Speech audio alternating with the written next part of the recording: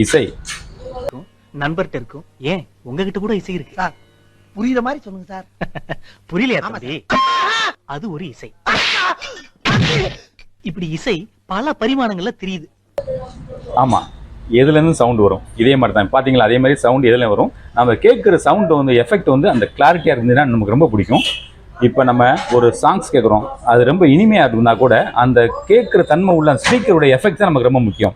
சில பேர் சொல்லுவாங்க, ஒரு தேட்டரில் படம் பார்த்து அந்த தேட்டரில் படம் பார்த்து அப்புறம் ஆரம்பிச்சிடா அந்தளவு சவுண்டை போயிட்டா டிடிஎஸ்னு அந்த மாதிரி இருந்ததுன்னுவாங்க. ராமநாதபுரத்தில் முதல்ல டிடிஎஸ் சவுண்டு இன்ட்ரடியூஸ் பண்ணும்போது ஜெகன் தேட்டரில் சிட்டிசன் படம் பார்த்தோம். அப்போ என்னென்னா மழை பெய்யுற சவுண்ட் வந்தது. சரி, வெளியே மழை பெய்யுது போல நினச்சிக்கிட்டோம். ஆனால் மழை வந்து தேட்டருக்குள்ளே அந்த படத்தெல்லாம் பெஞ்சுது. ஆனால் சவுண்டை கேட்கும்போது பார்த்தா வெளியே மழை பெய்யுற சவுண்ட் மாதிரி இருந்துச்சு. அந்தளவு ரொம்ப தரவாக இருக்கும். நம்ம அதை தான் வந்து நம்ம பொதுவாக வந்து மாடுலேஷன் பண்ணுறது, சவுண்ட் மாடுலேஷன்.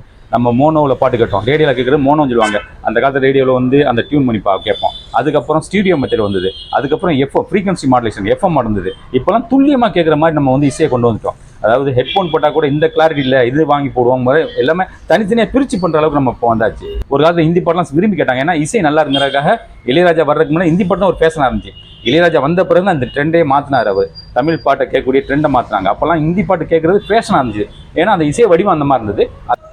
அந்த சவுண்டை கேட்கும் போது லிரிக்ஸ் தனியாக, தபேலா சவுண்ட் தனியாக, அதோடைய ஒவ்வொரு விஷயம், வயலின் சவுண்டு, இது மாதிரி நிறைய விஷயங்கள் நம்ம வந்து பிரித்து கேட்குற மாதிரி இருக்கும். ஒவ்வொரு படங்களில் பாட்டு கேட்டால் கூட இடையில பிஜிஎம் வந்து அதை லைக் பண்ணுற மாதிரி இருக்கும். சில பிஜிஎம் எங்கேயாவது வழியில் போகும்போது கேட்டோமா இந்த பாட்டுன்னு சொல்கிற அளவுக்கு இருக்கும். அதெல்லாம் கொண்டு வந்து இளையராஜாவோட விஷயம் தான். அவங்களும் வந்து நம்ம இசையை வந்து ரசிக்கிற மாதிரி தான் பண்ணிடுறாங்க. பொதுவாக இளையராஜா சாங்ஸ் என்ன பார்த்தீங்கன்னா தபேலா சவுண்டோட செல்வாய்ஸ் நல்லா வரும். நீங்கள் வந்து எஜமான் படத்தில் ஒரு நாள் முனை மறவாத பாட்டு கேளுங்களேன், அந்த பேஸ் ஃபுல்லாக தபேலாவில் அப்படி பேஸ் வரும்போது கும்முன்னு சவுண்ட் நல்லாயிருக்கும். அதே மாதிரி நிறைய படங்கள் இருக்குது. இந்த மதுமதியில் வந்து ஓ மது பாலா பாட்டு ஒன்று வரும். அதே மாதிரி ராசாமான்ல இருந்து வெள்ளிக்கிழமை அந்த பாட்டு ஒன்று இருக்குது. அதெல்லாம் வந்து கேட்குறதுக்கு ரொம்ப இனிமையாக இருக்குது, ஏன்னா அதெல்லாம் தபேலா மிக்ஸோட வர சாங்ஸு.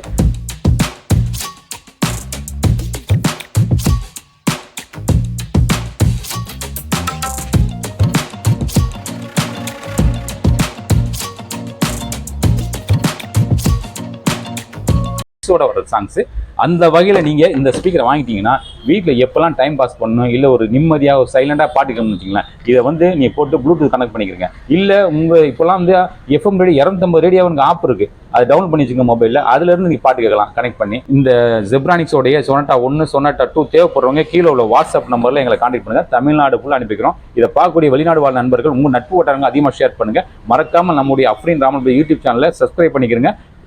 ஃபேஸ்புக் இன்ஸ்டாவில் வந்து மெயினாக ஃபாலோ பண்ணிக்கிறங்க. நம்ம கொடுக்கக்கூடிய ஆஃபர் எல்லாமே வந்து நம்முடைய subscriber and Facebook Insta follow பண்ணுறவங்களுக்கு மட்டும் தான் கொடுக்குறோம். அதனால் கண்டிப்பாக இதை ஃபாலோ பண்ணிக்கங்க.